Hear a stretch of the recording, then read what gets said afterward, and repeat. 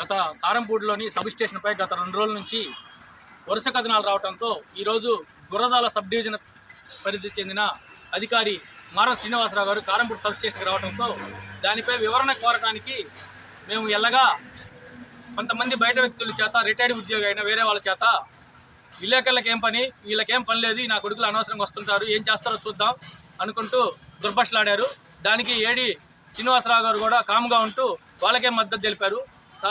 తర్వాత వివరణ అడగడానికి వచ్చినా సరే మీరు చేతనేం చేసుకోండి అంటూ నిర్లక్ష్య ధోరణితో బయటికి వెళ్ళిపోయాడు. సో ఇక్కడ మనం కారంపూడి సబ్ స్టేషన్ వద్ద కారంపూడి ఏపీడబ్ల్యూజీ ఆధ్వర్యంలో నిరసన వ్యక్తం చేస్తున్నాం.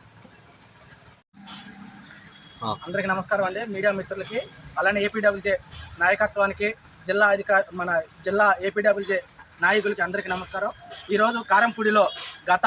వారం రోజుల నుండి కారంపూడి సబ్ స్టేషన్లో వారి వివాదాలు, సబ్ స్టేషన్లో పనిచేస్తున్న సిబ్బంది వివాదాలతో వాళ్ళే తలెత్తుకొని విలేకరులు పూసి ఇక్కడ కావాలని విలేకరుల పైన మాజీ ఎల్ఐ లక్ష్మణరావు అనే అతను ఏడీతో చేతులు కలిపి ఇక్కడ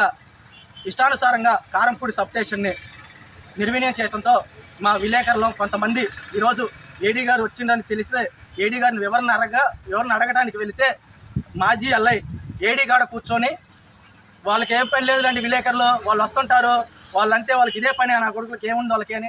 దుర్భాషలాడి మా పైన చెలరేగి, నేను కాకతీయ దినపత్రికలో పనిచేస్తున్నాను, మా సార్ అయిన కాకతీయ ఎడిటర్ బెనర్జీ నాథ్కి ఫోన్ చేసి మీ విలేకరు మమ్మల్ని లంచం అడిగాడని ఫోన్ చేసి మా పైనే తప్పుడు సమాచారం ఫిర్యాదు చేయడం జరుగుతుంది. మేము ఏడీతో మా బెనర్జీ గారైన కాకతీయ ఎడిటర్ గారికి ఫోన్ చేసి వినిపించగా అలాంటిది ఏం జరగలేదండి, మీ రిపోర్టర్ ఏమీ అడగలేదు, వీళ్ళే కావాలని ఇలా చేస్తున్నారని ఆయన మా రిపోర్టర్కి ఎలాంటి తప్పు లేదండి, రిపోర్టర్ అడిగిన దానికి నేను సమాధానం చెప్పానని నిర్మోహటం లేకుండా చెప్పాడు. ఇక్కడ కారంపూడి సబ్ స్టేషన్లో కావాలని కేవలం వాళ్ళ అధికారుల నిర్లక్ష్యం, అధికారులకు ఒకరికొకరికి పడక వాళ్ళు ఇష్టానుసారంగా చేసుకుంటూ వాళ్ళే కొంతమంది విలేకరులకి వీడియోలు బయటికి పంపించి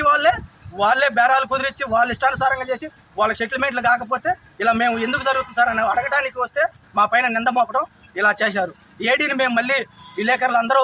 ఏపీడబ్ల్యూజీ విలేకరులు అందరూ వచ్చి ఏడీని అడగడానికి రాగా ఏడీ చిన్నగా ఇక్కడ నుంచి ఇక్కడ సైడ్ అయిపోయి ఇక్కడ మమ్మల్ని ఇబ్బందికి గురి చేస్తున్నారు.